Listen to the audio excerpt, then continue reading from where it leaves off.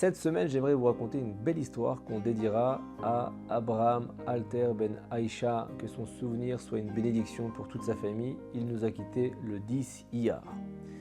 On est au début des années 80 aux États-Unis et un chirurgien renommé arrive chez le Rav Moshe Feinstein, un très grand maître de la halakha, la loi juive, dont les décisions font toujours autorité aujourd'hui et sont étudiées dans ses ouvrages, dans le célèbre Igrot Moshe pour ceux qui connaissent. On est quelques années avant le décès du Rav Feinstein. Rav Feinstein a quitté ce monde en 1986 et le chirurgien qui vient le rencontrer lui dit « Rav, vous vous souvenez de moi ?» Le Rav est âgé, il approche les 90 ans, il a toute sa tête, mais il ne se rappelle pas de lui.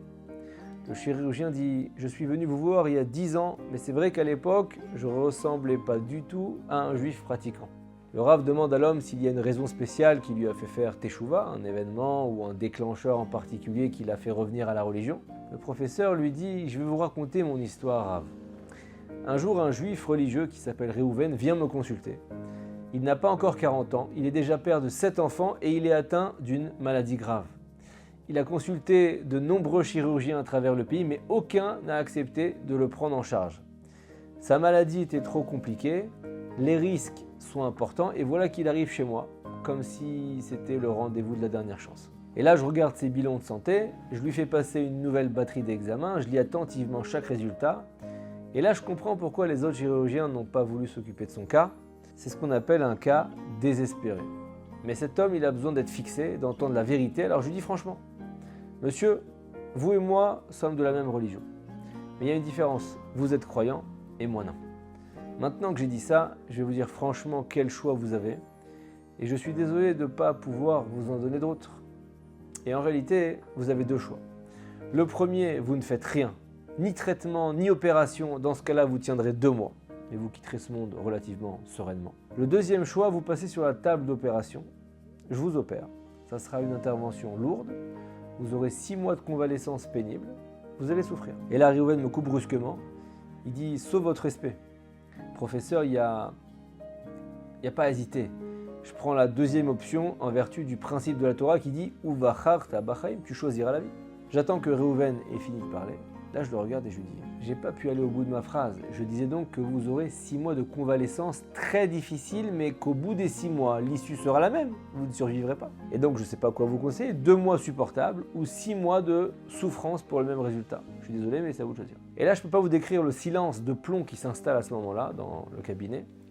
Reuven se met à pleurer après un moment. Il dit « Je ne peux pas décider tout seul. Toute ma vie, j'ai pris conseil auprès de mon Rav.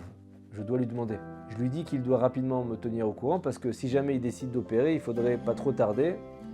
Et là, Reuven me dit « Professeur, j'ai une faveur à vous demander. Je voudrais que vous veniez avec moi expliquer mon cas. Vous connaissez ma maladie mieux que personne. » Et là, je ne m'attendais pas à ça et j'hésite. Mes journées sont déjà pleines de rendez-vous, d'opérations. Je suis très occupé, j'ai de la famille, j'ai pas le temps de libre. Je suis pas à l'aise pour parler avec un rabbin aussi. Je vois pas le rapport. Pourquoi un rabbin interviendrait dans une décision médicale ? Et malgré tout, le cas de mon patient me fait beaucoup de peine, alors j'accepte sa demande. Et ma secrétaire parvient à fixer le soir même un rendez-vous avec vous, Rav Moshe Feinstein. Et pendant que le chirurgien raconte l'histoire, le Rav Moshe Feinstein l'écoute attentivement. Il n'en perd pas un mot. Il commence à s'en rappeler un peu, mais sans plus. Alors le chirurgien poursuit son récit. Et voilà le médecin qui arrive avec Reuven chez le Rav Moshe Feinstein à l'heure convenue. Le secrétaire du Rav comprend l'urgence du cas. Il en va de la vie de quelqu'un. Il les fait rentrer sans attendre dans la pièce.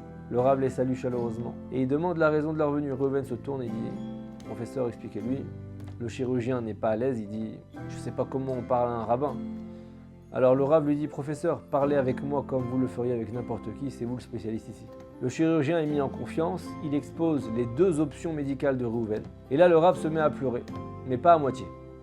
Il pleure à chaudes larmes pendant de longues minutes. On a l'impression qu'il vit la souffrance de Reuven comme s'il souffrait lui-même. La discussion n'avance pas, le professeur regarde sa montre et il dit « Rav, je dois partir, donnez la réponse à mon patient, et vous Reuven, tenez-moi informé de votre choix. » Le Rav Feinstein dit « Je ne peux pas répondre ce soir, je dois réfléchir toute la nuit. Reuven, revenez demain. » Et le lendemain, comme convenu, Reuven revient et le Rav Moshe Feinstein dit « J'ai réfléchi une grande partie de la nuit à notre problème. Et voilà ce que j'en pense. Si vous faites l'opération, le chirurgien nous a dit que vous serez en convalescence pendant 6 mois avant de rendre l'âme, Dieu préserve. Cette convalescence sera vraiment difficile. Le docteur a bien prévenu que vous ne pourrez pas mettre les téphilines. Vous ne pourrez pas prier en minyan avec 10 personnes à la synagogue. Et pareil pour faire les mitzvot que vous avez l'habitude de faire chaque jour. Alors cette nuit, j'ai cherché quelle mitzvah vous pourrez faire pendant 6 mois. Feinstein marque une pause et il dit « Baruch Hashem », j'ai trouvé. Pendant cette convalescence, votre entourage sera près de vous. Vos enfants, votre femme, vos voisins, votre entourage, vos compagnons d'études de Torah. Et quand ils seront à vos côtés, ils pourront manger, boire. Ils vont donc réciter des bénédictions et vous, même si vous ne pouvez pas manger, vous pourrez répondre. Pour répondre quoi? Amen. Amen à leur bénédiction. Et voilà donc la mitzvah pour laquelle ça vaut la peine de vivre encore 6 mois. Et c'est pour ça que vous devez faire l'opération. Réhouven ne comprend pas trop la recommandation du Rav, mais il se fie à son avis sans hésiter. Il annonce sa décision au chirurgien. Et quelques jours plus tard, il passe l'opération qui réussit grâce à Dieu. Et pendant 6 mois sur son lit, Réhouven bouge très peu, mais il fait comme Rav Feinstein lui a dit. Il répond Amen à chaque bénédiction que son entourage prononce. C'est la seule mitzvah qui lui reste, qui est accessible, et il s'y accroche de toutes ses forces. 6 mois plus tard, on s'attend à ce que Réhouven quitte ce monde plus ou moins, mais il est toujours en convalescence, et le plus étrange, c'est qu'il y a un léger mieux. 8 mois plus tard, le chirurgien est stupéfait par ce qu'il appelle déjà un miracle. Réhouven a déjà vécu 2 mois de plus que ce qu'il aurait dû vivre. Le docteur surveille son état de prêt, il s'attend à une dégradation imminente. Mais non, 1 an passe, 2, Réhouven est toujours là. Et là, le chirurgien, cet homme de science, rationnel, rigoureux, il comprend qu'il se passe quelque chose qui défie la logique.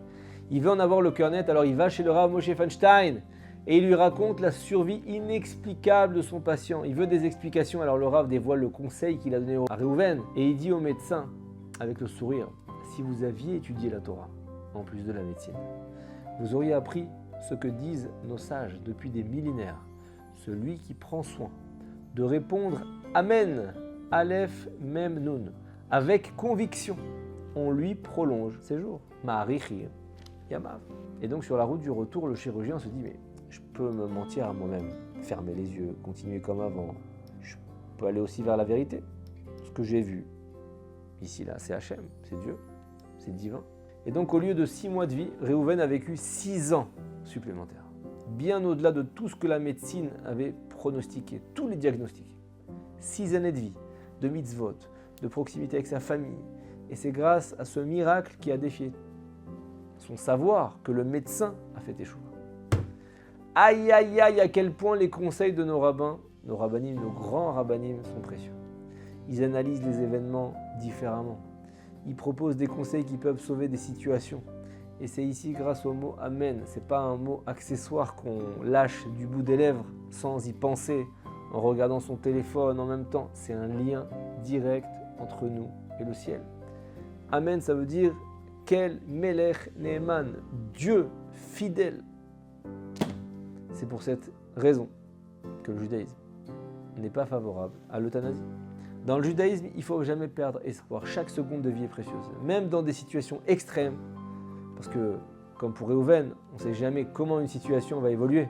Et de plus, une personne peut faire teshuva en un instant. Combien on doit apprendre de la modestie et de la simplicité du Rav Moshe Feinstein. Il a pleuré pour un homme qu'il ne connaît pas, qu'il n'a jamais revu.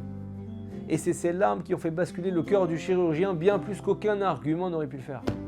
Le Talmud nous dit que la porte des pleurs sincères n'est jamais fermée dans le ciel. Shabbat shalom.